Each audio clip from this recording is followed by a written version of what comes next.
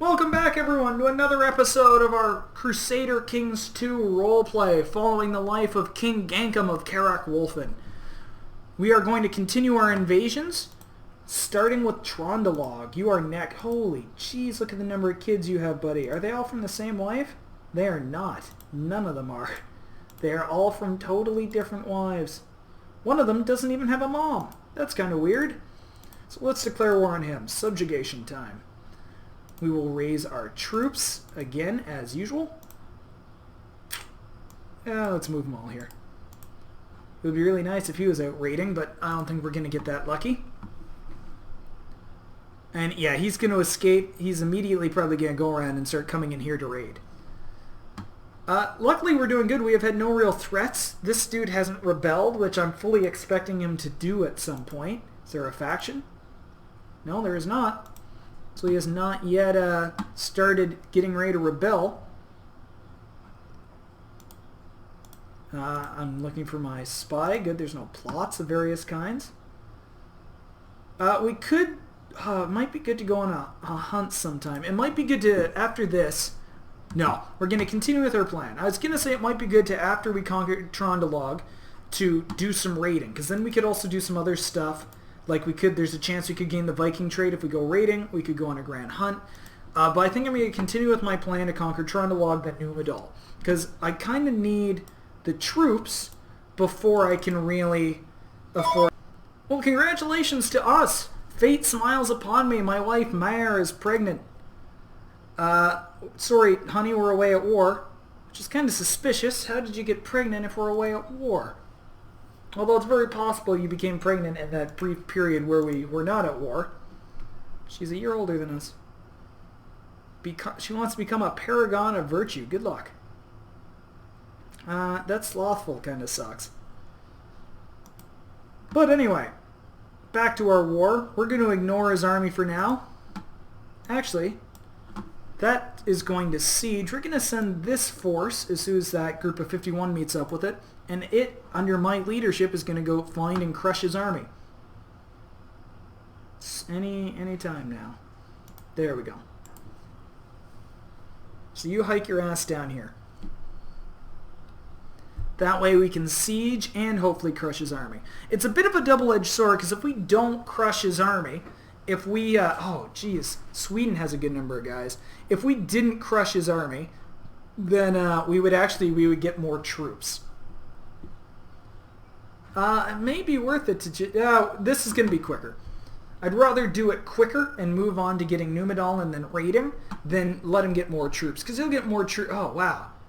Is that like him and allies? Yeah, that's him and allies. Okay. I was really worried that my neighbor has double the amount of guys I have. That war is not going well. Wait. That war is over. Vestergotland? Oh, no, yeah, that's right. He's fighting Vestergotland. He's not fighting that. Vermland. Ooh, that's almost worse, because now he's going to expand 2 places instead of 1. Oh, everyone is under me. Now, to create a kingdom, we are getting fairly close. We need 80% of the land in that kingdom. So what's probably going to happen is we're going to have to take all the stuff on the mainland here, and then all these islands are technically part of Norway. Once we become Norway, as long as they're still fairly weak, we can attempt to vassalize them, and they will join us willingly without us having to fight. And it's nice because we gain land. It's a bit of a pain because all those troops start out here on on islands, which does us 0 good. Although there are a few ways we could attempt to sort of min-max our way around it. I don't think we're going to try and do that. Come on, and march and crush his army. Now this is going to be close. We don't really have too many more troops than him. Mayor Canute? Is there a way I can see... No. I want to see his attacker, maybe? Okay, so if he's the general, he doesn't actually have that decent stats. So our dude is a pretty... He's not a tank in combat, but he is pretty good. Our diplomacy is really good, actually. He is the bonus. We have a pretty big negative. Oh, there's a river in there? There is. We could lose this.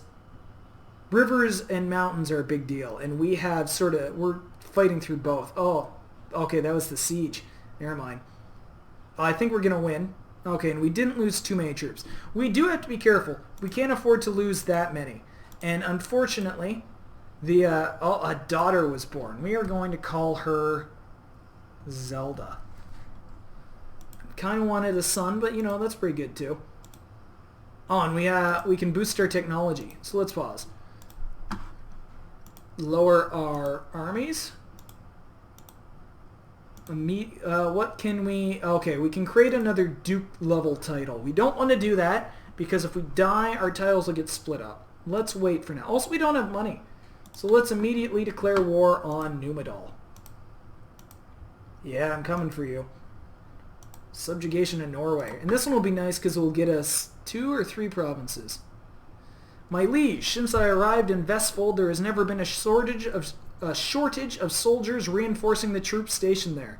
Under our guidance, they believe fame and fortune awaits. So we actually... Oh, no. You're supposed to be paused. When did I unpause that? Okay. So just so we don't get sort of corn-cobbed. Oh, this is not great. We're going to have to split our forces for now, and they're eventually just going to meet up there. But let's check our technology. So military organization is a really good one, and that's what I like putting in right away. Increases our supply limits. We eventually get more retinues, which are our standing army. So we're going to do that right off the bat. Economy, I don't really care. Probably, what if we put in trade practices, what do we get? Trade value, town, church, we're probably going to put in here. And culture advances, I like legalism. Because legalism means we can now own more land ourselves, as well as we can occasionally use legalism to convince our vassals not to rebel. So Sweden continues to expand, good for them. I'd really like to see more fighting in England. Oh, Scotland is having a brief civil war. Well, Hungary is expanding kind of nicely. I'm going to add Hungary as a list of an important person. I'm even going to add the Pope because we plan to be fighting him. The Pope is our nemesis right now. It's going to take a little while for our troops to all hike to where they need to be. Well, and especially see he's going to try and fight us here in the mountains. Hopefully, it's defensive enough that we will get a bonus that will let us live until this 800 stack gets there. 31st of January. 15th of January. Ew. It's gonna be close. Especially because I can't really send this group into support very well. When are you? Oh, you're all gonna get in February. Okay. Oh, he's stopping and he's planning to come this way. I'm hoping he gets the river crossing. I don't really know enough about how river crossings work. We got one moving in. I wonder if he'll get one now.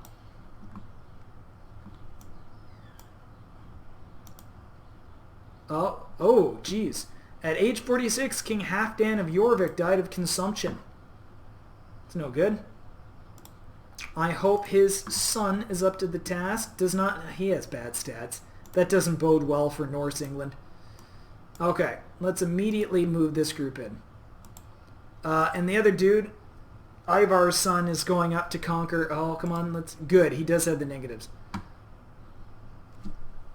That said, he does have more than 150 people more than us. Oh, and our numbers are starting to plummet. So, his are 2, but ours are kind of worse. He still has 100 people on us.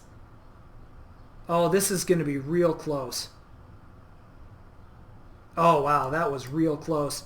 Victory! Oh, and we captured him.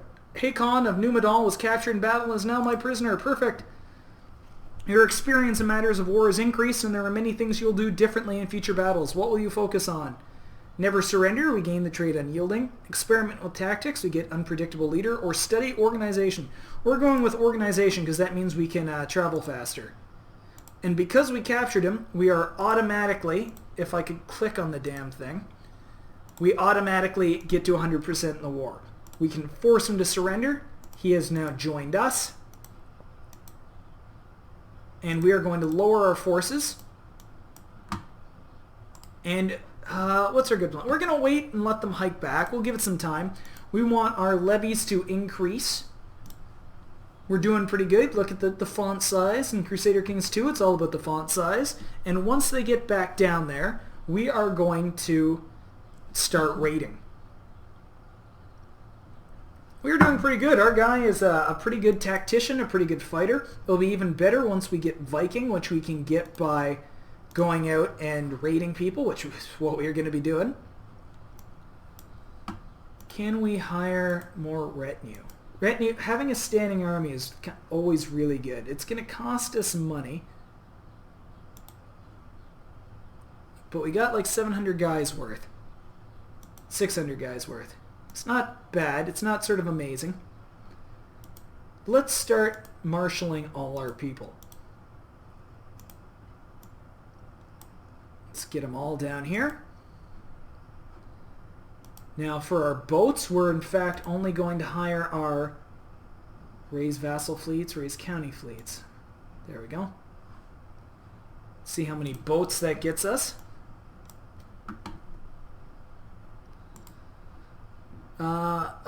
We are losing money. We're gonna have to make do with it. I think it's from raising all our boats and stuff. Now one of the things we could do, we can't even go raiding up because you're Norse, aren't you? You can't raid people of the same faith. So we could, once we take here, we could raid up these people. But I think it's going to be better to try and take no, stop.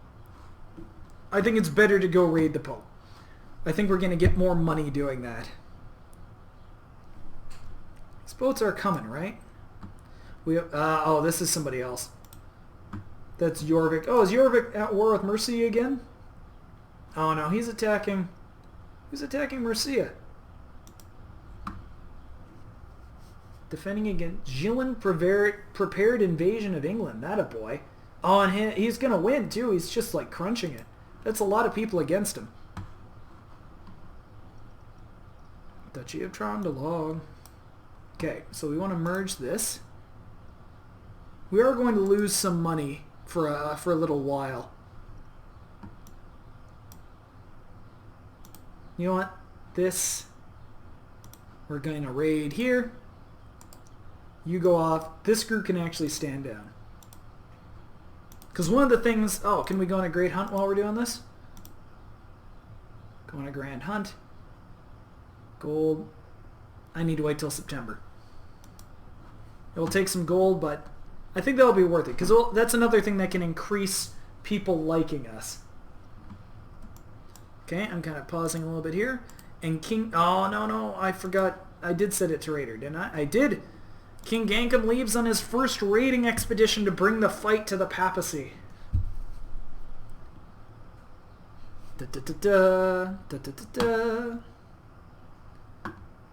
Now, Norse, one of our... Oh, King Almos is inheriting land from someone who died. One of our advantages of Norse is because of our superior shipbuilding skills, our boats can use all these major rivers in here to travel. So we don't have to go all the way around this way. We can in fact go in here and raid all in here and use this to transport around and to move people about. I'm kind of surprised Homegarder isn't doing better. They often tend to really explode. Lapland Independence League. Oh, Lapland. Oh, that's kind of good for me. I don't think it's going to work. Especially not with that many people. Yeah, there we go. They must have won a battle. When I first looked, Sweden was losing. When I looked again, they were winning by a lot. What's this? County of Nantes? Oh, is Alfred rebelling? Haston. Wait, what? Why, when I hovered over it, was Alfred here? Oh, Alfred is right close by. Oh, wow, we actually have a couple of people joining in. Including the King of Wessex. Probably does not like Alfred's claim to the throne. So we are almost there. And it is September. Oh, we lost our Stuart. Oh, let's see. First off, can we go on a hunt? No. We missed it. We had to do it between September and November, and I wasn't paying attention. So we need a steward. And we need a good steward. You are not a good steward, but that really boosted you. Really boosted your opinion. So we'll take it. You're not really good at it, but it means I really don't have to worry about you rebelling anytime soon. Which is worth it all in itself. So when we check the economy menu, this place isn't amazing. We could try looting some of the places around it. It's 872 already. I believe we started in 867. Oh, come on. Sometimes the click and drag and the various clicks are just not great. We're now 21. Our heir is Zelda. It would be really nice if we had a son. We are going to take you as a concubine as well. Let's see. Oh. So let's see Jillin's expansion. Look at that. That's a nice chunk. England is looking very Norse, even if it's broken up into a lot of pieces. So we're going to make a fair bit of money, and what I want to do is I actually want to leave them to siege through the holdings.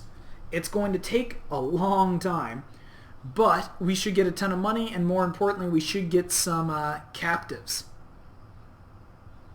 We already have 11 gold. Unfortunately, we can't really do a whole lot while that is happening.